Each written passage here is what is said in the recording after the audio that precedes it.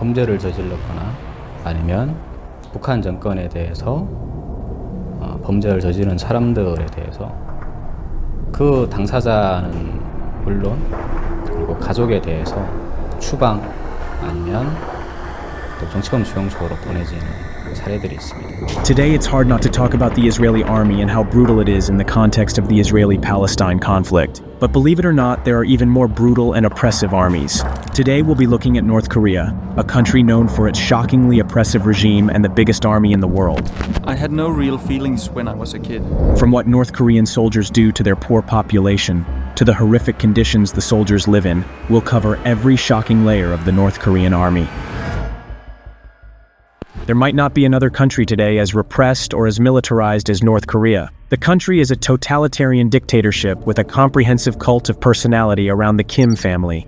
North Korea has the worst human rights record in the world, from censorship and media corruption to concentration camps, slavery, human experimentation, and no freedom of speech. This country oppresses its poor citizens in every way imaginable. Even the elections are a sham. On paper, North Korea is described as an independent socialist state which holds democratic elections. But the only party that ever wins is the Workers' Party of Korea, controlled by the Kim dynasty. North Korea follows Songun, a military-first policy that prioritizes the Korean People's Army in state affairs and the allocation of resources. It has nuclear weapons and is the country with the highest number of military and paramilitary personnel. Its active-duty army of 1.3 million soldiers is the fourth largest in the world, with a population of just under 26 million people. This speaks volumes. Sadly, the North Korean army isn't just impressive through its size, it's also famous for sheer brutality, ordered from the top.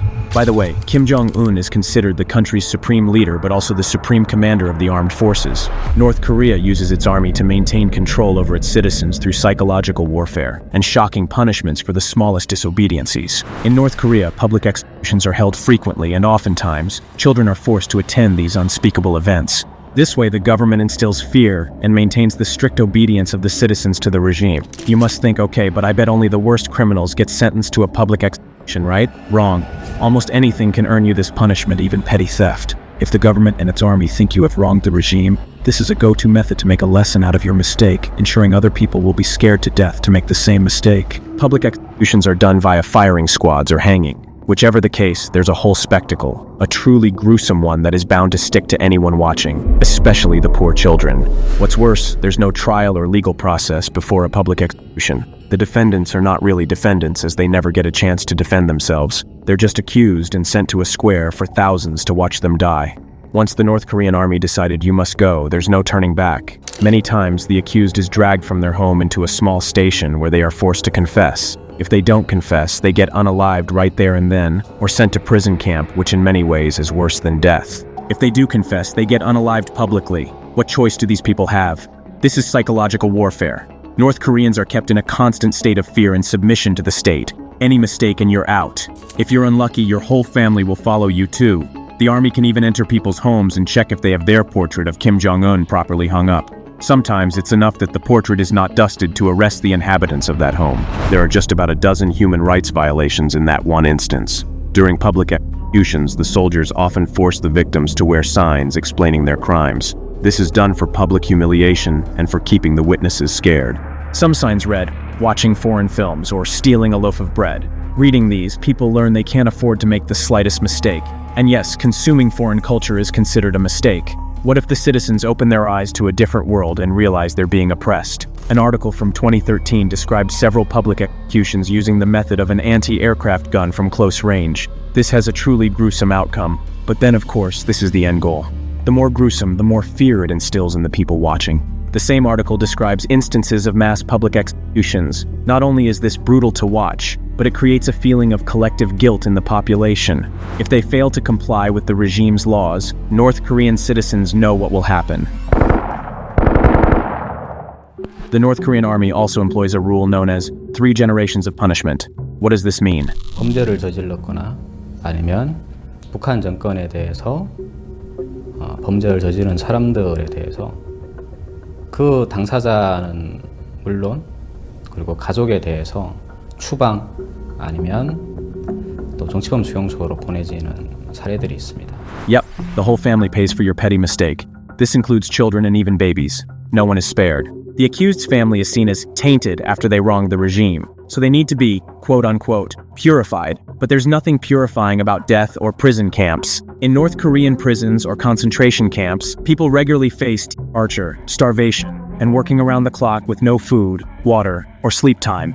One of the most heartbreaking stories is that of Shin, whose life started in Camp 14, one of North Korea's most brutal camps. Shin was born in prison, the child of 2 prisoners the guards forced to marry. That meant they were put together in a cell for 5 days. Until he escaped the horror camp at the age of 24, Shin did not know that a world existed outside it. He didn't know other countries existed, and he didn't know there were other things outside camps. In fact, he was raised to believe that the whole world was made of camps designed to help the supreme leader prosper. I didn't know, not at all, not until I escaped. And this is not even the scariest part.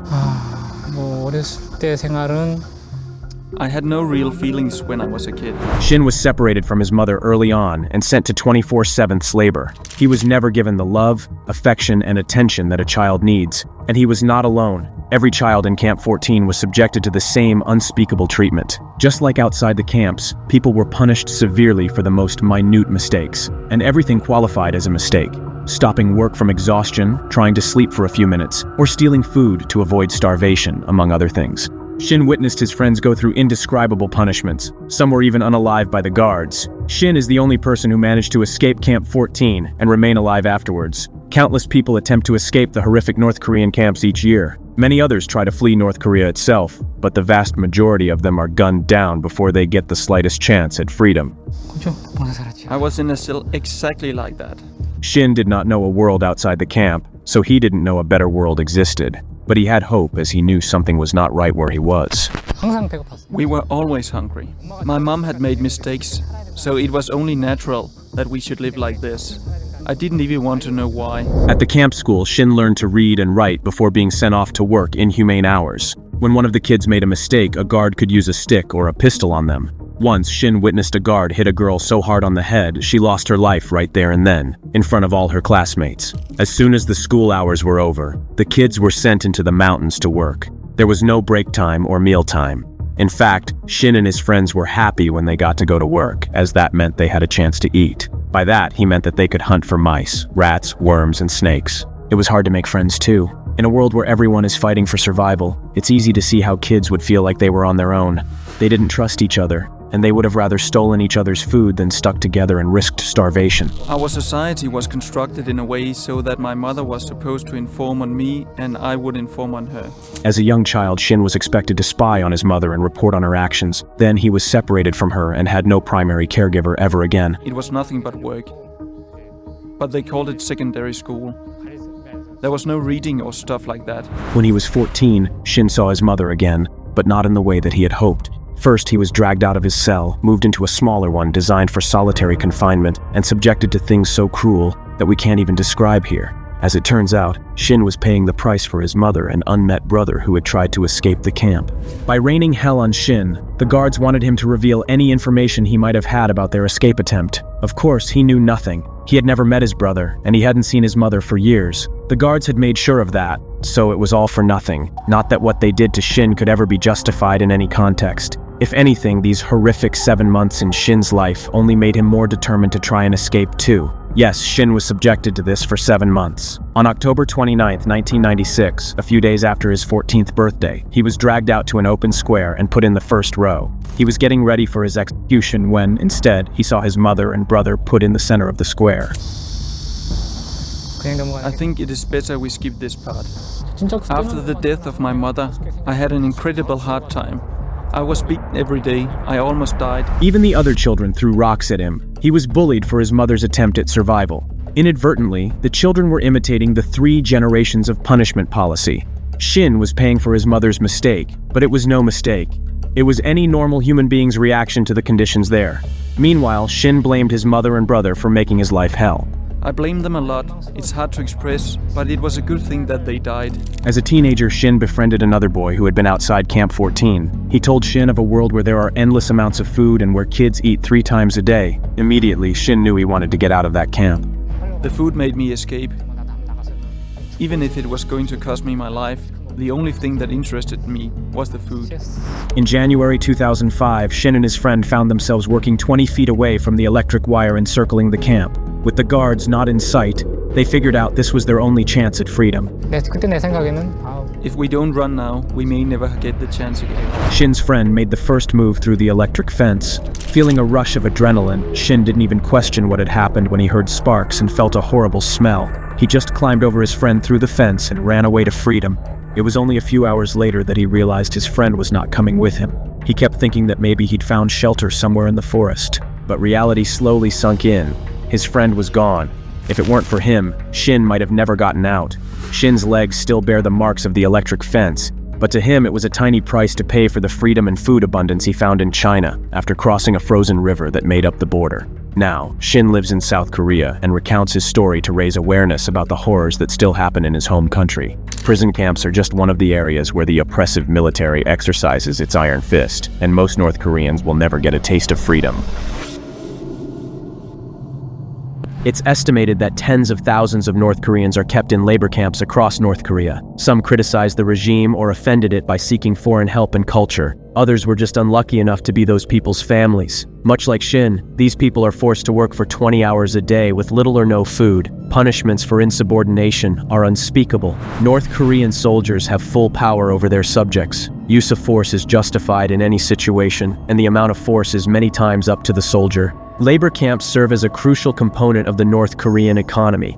Products of slave labor, from coal and timber to agricultural goods, are used to support the country and are even exported. Of course, export makes money for the government, while most of the population lives under the poverty line. The government is trying to keep all of this a secret, but satellite images show that labor and prison camps have actually increased in size and number over the last decades. There's something else that the government is trying to keep under wraps, but keeps resurfacing in witness accounts. The North Korean military still conducts human experiments. Chemical and biological experiments are conducted frequently in North Korean camps. One example is the use of the deadly nerve agent sarin gas on prisoners. This is done not just as what the military perceives as punishment, but for the intended development of new weapons. The government tests out whatever means that might control the population better. Some of the people who successfully fled North Korea describe being subjected to unspeakable experiments in camps, exposure to radiation and deadly pathogens. It's a miracle that they survived this ordeal, let alone that they made it out of the country and lived to tell the story. The sheer brutality of these experiments and the lack of regard for human life stand as painful proof of North Korea's cruelty. What makes it all even worse is the stark contrast between the oppressed population who lives in poverty and fear and the ruling class who lives in abundance. Kang, another boy who fled North Korea, said, The ones in high positions live well. They don't help anybody. North Korea is nothing short of a dystopia. While people are starved and oppressed, they are told that they live in paradise and that people in other countries live in much worse conditions. I thought that we in North Korea were best off in the whole world. Propaganda is still at its highest, and the country's brutal military is there to reduce any skeptic to silence. He cuts his own population off from all information, but he himself has got television from all over the world. This writer, who escaped a North Korean camp together with his family, explains how hellish the country's situation still is. It's not that he doesn't know what's going on in North Korea. The brutality of his system has just grown and grown to the point where he now fears that everything will collapse and that he will suffer the same fate as Ceausescu of Romania. North Korean leaders keep making their army bigger out of fear. Perhaps one day, all their unspeakable human rights violations will come back for them. If they are to maintain power, however, that must never happen. It's easy to see the North Korean military as hell on earth. After all, they are used to suppress millions of people who deserve better. But many soldiers are forced into this career early on, given no other choice. The squalid living conditions of the North Korean army are notorious. Most soldiers are placed in small concrete barracks across the country. At least 20 soldiers are placed in one tiny room, with barely enough air to breathe. Each soldier is given only a small set of drawers as their storage space, and don't think they get to sleep in fluffy king-sized beds at night. Soldiers sleep in bunk beds with thin mattresses made of cheap rice hulls. Not only is the bed uncomfortable, but it doesn't air out properly. Imagine how it smells in there with 20 soldiers sleeping after duty. As if that wasn't bad enough, most barracks don't have running water. Soldiers have to wash themselves outside with hoses or with water drawn up from wells. The water is ice cold, and this doesn't change during winter when negative temperatures become the norm. And with several soldiers waiting in line for their showers, water is pretty scarce, so good hygiene is a luxury for most North Korean soldiers. Soldiers can also get sick easily, as there is no heating inside the barracks, bar a tiny wood stove in each room. During scorching summers, soldiers have no air conditioning inside their barracks, which can also lead to severe dehydration and various diseases from the overfilled rooms. The North Korean government claimed the country had 0 cases of COVID, but reports stated that hundreds of soldiers were passing away in their barracks beds in waves throughout the pandemic. Of course, a pandemic doesn't stop when it reaches a border, and the soldiers cramped in tiny rooms were some of the most susceptible groups to fall victim to it. Many soldiers passed away in their beds with little to no medical care provided. Indeed, medical care is a luxury when even the most basic food needs aren't provided. It's not just prisoners and children in camps who are denied food. Soldiers are often starved too. Because of North Korea's very limited trade and interaction with other countries, it relies mostly on its own ability to produce food. One poor harvest can throw the country into a year-long famine claiming millions of lives. Even when other countries offered to send food for humanitarian help, the government refused, saying they didn't trust their good intentions. Other times, the food was accepted, but it never reached the general population. But what about all the food that South Korea, Japan, and other countries sent? I've never seen that or heard about it. Kang witnessed green pastures turn to scorched earth as his family, friends, and community dug for grass and worms to eat. It was a devastating famine wave that took millions of lives, especially children and elderly people. People had nowhere to sleep. In Wonton, where I lived, there is a train station which is always open. When people had nowhere else to sleep, that's where they went. Some small children actually lived there. Food shortages affect soldiers too. If you're not in a high rank with access to whatever the government officials have, you're most likely treated as the rest of the population. Even if the harvest is good, a soldier's diet consists of corn, rice, and cabbage. During summertime, soldiers often eat potatoes for all their 3 meals. At the end of the summer, it's the same but with corn. An average soldier meal weighs around 140 grams, which is half of the recommended portion. Even less, considering the intense training they're subjected to on a daily basis. In 2015, a secret undercover recording was released. It was nothing short of a horror movie. These young soldiers looked inches away from starvation. Sometimes, senior officers task young soldiers with stealing food for their unit. If they fail, they are often punished very harshly. Photographs have also been released of soldiers pilfering grains and livestock, but it's not uncommon for soldiers to simply pass away from malnourishment. In stark contrast, Kim Jong-un looks like he's never missed a meal, and he won't fool anyone that food shortages affect him. In 2021, Kim Jong-un realized that his military people were dropping like houseflies. So he issued a decree. All military units were to give their soldiers at least 1 bean-based meal a day. This sounded easy enough. How hard can it be to procure a handful of soybeans or tofu for each soldier? Considering North Korea's notorious food shortages, it was very difficult. This made things even more difficult for the soldiers who were under threat of severe punishment if they failed the task. Lots of officers did not have access to bean supplies. As a result, another decree was issued. It was called bean leave, and it meant that each officer had to take 10 to 14 days of leave and come back with at least 300 kilograms, or 660 pounds, of beans. That's enormous. What's more, many officers resorted to taking vital resources from their own villages and even families. Soldiers were put in the tough position of choosing between their units and their families. Sometimes they had no choice but to go with the army, fearing brutal punishment if they returned empty-handed. The list of shocking human rights violations goes on forever, doesn't it?